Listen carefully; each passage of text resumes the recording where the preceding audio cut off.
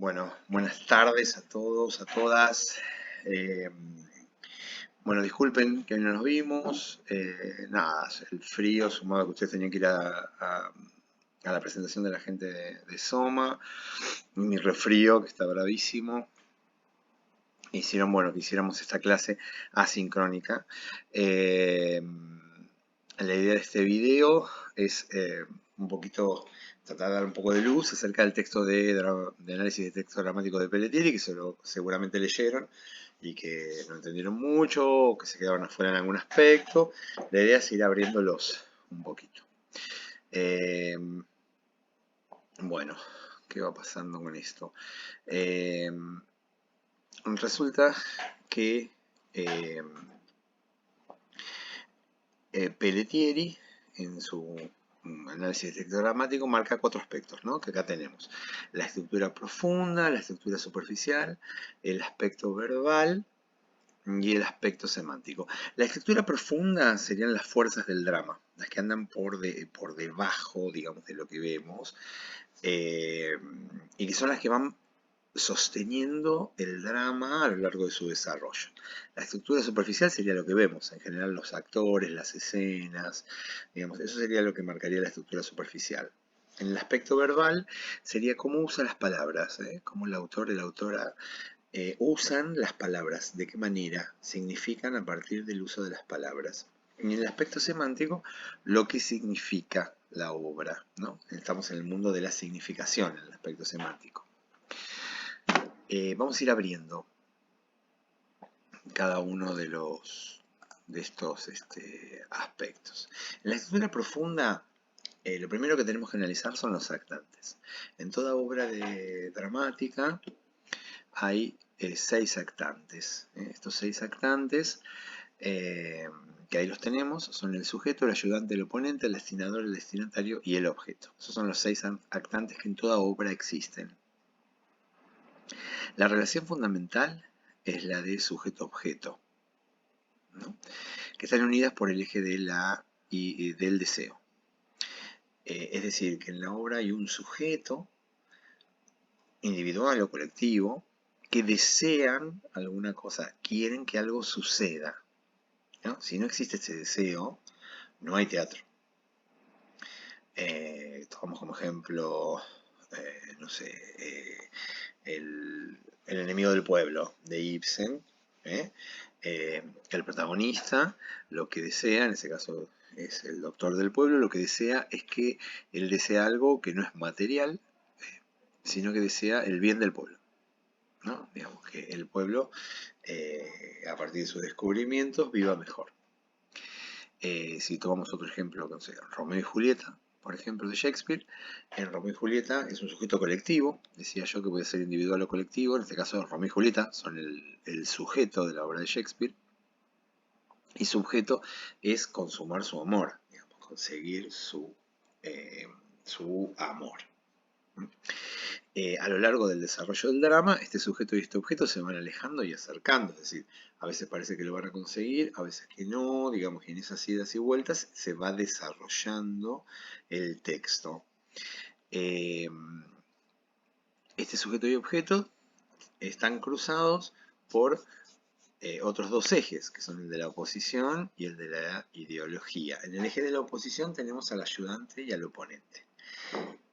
Ayudante y oponente son todas esas personas o situaciones que ayudan o oponen a que el sujeto consiga su objeto. Con ejemplos es más claro. Digamos, en Romeo y Julieta, el ayudante sería el ama, ¿no? Que ayuda a Julieta a llevar las cartas de Romeo. O el fray Lorenzo, ¿no? Que el fray Lorenzo es el que urde toda la trama para darle el veneno a Julieta, el elixir ese, para que parezca muerta. O una situación, por ejemplo, también la situación del baile, donde ellos se conocen, el baile de máscaras, que permite reconocer, encontrarse y conocerse ahí más allá de sus rostros. Esas serían todas situaciones o personajes ayudantes que ayudan al sujeto a acercarse al objeto. Y los oponentes, como decíamos hace un ratito, los alejan. En este caso, en Romeo y Julieta, Por ejemplo, tenemos como situación la muerte de Teobaldo, hermano de Romeo, ¿no? Que hace que Romeo lo destierren. El padre de Julieta como oponente, la situación de las familias como oponente, que hacen que se opongan, digamos, y que distancien al sujeto, en este caso a Romeo y Julieta, de su objeto de deseo. Por último, dentro de este esquema, tenemos el destinador y el destinatario unidos por el eje de la ideología. El destinador es la fuerza que impulsa al sujeto a conseguir su objeto. Estamos en el mundo de las ideas, en el eje de la ideología. En este caso de Romeo y Julieta, el destinador no es el amor. Todos van a pensar, el amor, el amor. No, no es el amor, sino que el destinador es su visión de mundo, su idea de ser distinto a sus padres, la posibilidad de ser personas con otras estructuras mentales que no quieren replicar lo que sus padres hacían, ¿no? Su visión de mundo de seres jóvenes es el destinador, en este caso de Romeo y Julieta. Y el destinatario, que es más simple, es para quién es la acción, o sea, para quién es el sujeto de ese objeto. En el caso de Romeo y Julieta, ellos desean su amor ¿para quién? Para ellos mismos, lo que es lógico porque el amor es egoísta y se quiere para sí mismo en general. Con esos 6 que acabamos de barrer, tendríamos completo lo que llamaríamos el esquema actancial. Otra cosa que deberíamos analizar en la estructura profunda serían las secuencias. Las secuencias, pongo yo ahí, es parecido a escenas, es decir, en cuántas escenas está dividida la obra, en el texto están abiertas cuál es cada una, habla de las secuencias de desempeño, las contractuales, las disyuntivas, las transicionales, que a su vez se dividen en referenciales e informativas, ¿no? Donde las de desempeño son las de acción, las que van moviendo la obra, en general son las que hay mayor cantidad, ustedes van a encontrar muchas secuencias de desempeño dentro de una obra, contractuales, donde se hacen pactos o se rompen, disyuntivas, donde hay partidas o llegadas, transicionales, que son como un corte en el relato, referenciales, se referencian algo que pasó, se cuenta algo que pasó, o informativas en el caso que traigan información nueva a la obra. Qué sé yo, Romeo y Julieta, una secuencia de desempeño sería el baile, donde ellos se conocen, ¿no? La escena de la Londres del Ruiseñor, donde se despiden, que es la última vez que se ven ellos en vivos, sería una secuencia disyuntiva. La escena de la muerte es una secuencia de desempeño, digamos, son escenas, ¿no? No es un texto, no es algo que alguien dice chau y es disyuntiva, no, es una secuencia, una escena donde dos personajes se despiden. Y es con estas dos cosas, con el esquema actancial y con el esquema actancial y las secuencias estaríamos terminando de analizar la estructura superficial. Hay cosas del texto que no vamos a analizar, por eso me interesaba hacer este apoyo. Luego vamos a entrar dentro de la estructura superficial, donde acá vamos a trabajar sobre lo que se ve. Primero vamos a analizar el diseño de intriga, es decir, cómo está armada la fábula, cómo se cuenta la obra.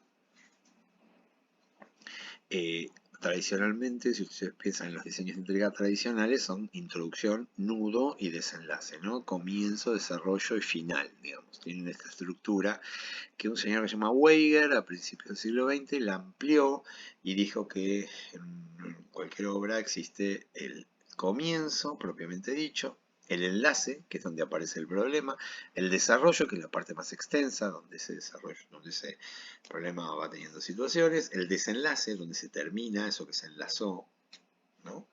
Al principio, y la mirada final, que funciona como una reflexión. Si vamos a Romeo y Julieta, otra vez, hoy los voy a molestar todo este video con Romeo y Julieta. Tendríamos el comienzo, que es cuando los personajes se conocen, las peleas de los criados, la invitación a Romeo al baile, el baile que preparan los padres de Julieta para presentarla a París, Bueno, nada, estas situaciones, hasta el enlace que es cuando el baile de máscaras, la escena cuando ellos se conocen. Romeo y Julieta se conocen. Luego viene el desarrollo, la escena del balcón, la escena en que se casan, la pelea de, de Romeo con Teobaldo, hasta el desenlace que es en la cripta cuando ellos dos se matan. Y por último, la mirada final, que sería la llegada del príncipe, donde dice que no quiere que haya más peleas en Verona a partir de la muerte de estos jóvenes. Ahí tendríamos barrido, desde hasta, tendríamos barrido cuál es el diseño de intriga de la obra. Un segundo punto a analizar serían los procedimientos, que es un tema que tiene sus vueltas. Los procedimientos son todos aquellos artilugios de escritura que utiliza un autor o una autora para darnos rasgos de estilo de la obra. Es decir, que tienen que ver mucho con la poética donde la obra está inscripta. Poéticas hay montones. Entonces yo traje algunas que son las que trabajamos nosotros, ¿no? Entonces ahí, si ven abajo, les puse algunos ejemplos de procedimientos del realismo y del absurdo. A su vez, procedimientos hay montones. Yo traje 3 o 4 como para analizar, para que ustedes puedan analizar si es que están. Y por eso se los traje ahí. Y los abro un poquito. Del realismo, ¿no? El encuentro personal, dice ahí. En las obras realistas siempre hay un encuentro personal, es decir, dos personajes que se encuentran para hablar de alguna situación que involucra los sentimientos. O sea, alguien habla cuenta sobre tal cosa, alguien le reclama tal, que por qué no se ve, alguien quiere que tal le dé su amor. Digamos, en el realismo eso es algo que sucede mucho. El encuentro personal. Otra cosa a pensar sería la gradación del conflicto, es decir, el conflicto en las obras realistas tiene una gradación. Comienza pequeño, crece hasta un clímax y luego baja, ¿no? Tendría un esquema así de campana de Gauss. Esto sucede, digamos, muy común en muchísimas películas, digamos, uno puede ver este esquema, ¿no? Que el conflicto en un momento crece y llega a su clímax, a su punto máximo. Otro punto a tener en cuenta sería un detalle superfluo. Digo, el detalle superfluo es una forma que usa un escritor para marcarnos algún objeto, alguna situación que no que no tiene una relación directa con el conflicto general, pero nos da clima, nos da estilo. Una mesa con un florero con una rosa color roja. Es un detalle superfluo, ¿está? Es un detalle que no va hacia el meollo de la cuestión, pero que nos remite a darnos clima de qué es lo que pasa, ¿no? De un batón de tal color, el personaje lleva algo en la cabeza, digo, todo eso nos va dando clima y nos permite pensar un poco la obra. Por último, ya les marqué, hay un cuarto procedimiento que es la extraescena realista. ¿No? Digamos, todo lo que suceda por fuera de la escena tiene la lógica del realismo. Alguien dice llueve, un personaje sale y vuelve a entrar, entra y está mojado, porque afuera está lloviendo. Entonces tratan desde las salidas y entradas de lo que sucede extra escena por fuera de la escena, que esta escena sea realista, ¿no? Que tenga la lógica de la realidad. Esos 4 serían procedimientos del realismo, hay muchos más, digo, pero yo solo les marco estos. Les voy a marcar algunos otros del absurdo, a ver si los pueden encontrar en algún texto. Uno sería la circularidad, ¿no? En los textos que leímos vieron que siempre como que se vuelve al mismo lugar. Ah, sí, pero ahí yo no lo conozco, querido señor. Leíamos el otro día, cuando leíamos La cantante calva. Digo, hay una circularidad, ¿no? Que parece que la obra no avanzara, y eso es algo propio del realismo, del absurdo, perdón. Por otro lado, la ruptura del encuentro personal, ¿no? Como existía el encuentro personal en el realismo, en el absurdo, cuyo gran tema, decíamos la otra semana pasada, es la incomunicación, vamos a encontrar la ruptura de ese encuentro. Es decir, las personas que se encuentran, pero no llegan a hablar, no llegan a comunicar. Por otro lado, la relación dominador-dominado, digo, hay un personaje que domina al otro. De hecho, en Esperando a Godot hay un personaje que entra con una cadena de perro. Y por último, la extra escena absurda. ¿no? La extracción absurda, lo que sucede por fuera de la escena, el reloj de la cantante calva, que tiene una lógica ilógica, tiene la lógica de la absurdidad. Otra cosa a analizar sería la causalidad, es decir, la causa-efecto de las cosas, cómo las cosas suceden. Esta causalidad puede ser explícita si entendemos por qué suceden e implícita si nos cuesta entender por qué. Digamos, la explícita sería más cercana al realismo, donde nosotros vemos que las cosas suceden por alguna cosa. Y la otra sería más cercana al absurdo. Digamos, no entendemos por qué los Martín no se conocen si son pareja, ¿no? Ahí tenemos el mundo de la causalidad. Los últimos dos puntos, que son muy simples, son los actores, ver la cantidad de personajes que tiene. Y por último, la situación, que es parecido a argumento, ¿no? Pensar cuál es el argumento y contar el argumento con final y todo. Ok. Bueno. Otro aspecto a tener en cuenta, ya el tercero, es el aspecto verbal. Y aquí tenemos, lo primero que analizamos es el modo, donde tenemos dos tipos de enunciaciones, ¿no? La enunciación inmediata e inmediata. La inmediata sería la didascalia, y la mediata, el habla de los personajes. Mediata porque está mediada por la lógica de los personajes. No escuchamos al autor, sino la mediación que hacen los personajes de su voz. Porque tal personaje habla de tal manera o dice cosas a veces contrarias al autor. Eh, yo escribo un personaje, no sé, militar en una obra que no tiene que ver con lo que yo pienso y le hago decir cosas que son contrarias a mi decir, pero es como ese personaje habla y las cosas que dice, ¿no? Desde donde las dice. Dentro de la enunciación mediata, es decir, del habla de los personajes, podemos analizar varias cosas. Las funciones del lenguaje, algo que seguramente vieron ustedes en la secundaria, es relativamente sencillo y lo pueden leer del texto.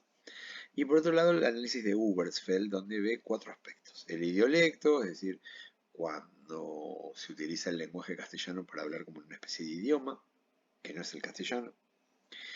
El código social, es decir, cuando un personaje dice algunas cosas o que refieren a algún tipo de clase social. La heterogeneidad, el discurso subjetivo, perdón, que es el que hace marcas de los personajes, digo, forma de hablar que tiene un personaje que repite, entonces son como latiguillos que tiene el personaje para decir, y la heterogeneidad en el discurso cuando cita otros discursos, dice una canción, dice un poema, dice lo que dijo alguien. Por último, en el aspecto verbal, y ya no nos falta tanto, dentro de una obra hay dos tiempos. El tiempo de la historia, es decir, lo que se cuenta, la historia que se está contando, que puede ser, no sé, 100 años, desde que empieza una obra hasta que termina, pasan 100 años. Y otro sería el tiempo del discurso, en cuánto se enuncia esa obra, cuánto tiempo se puede leer, se puede representar. Y muchas veces esos tiempos coinciden y muchas veces no. Digo, en la obra pueden pasar 100 años, pero en tiempo yo estuve una hora leyendo, o estuve una hora dentro del espectáculo, dentro de la sala. Entonces ahí esos tiempos no coinciden. Digo, habría que analizar si esos dos tiempos en una obra coinciden o no. Por último, tenemos el aspecto semántico. Cuando hablamos de semántico, estamos dentro del campo de la significación, donde empieza a aparecer la pregunta de qué significa, cuál es el tema de la obra, qué me significa. Estuvimos analizando algunos temas ya. Y más importante que saber qué significa es saber cómo me significa. Cómo significa la obra, digamos. ¿Qué aspectos o qué situaciones resuenan en mí para que yo pueda generar ese campo de significado? Digamos, esas cosas yo me tendría que preguntar en el aspecto semántico. Bueno, no mucho más, lo dejo acá. El martes que viene seguimos. Gracias.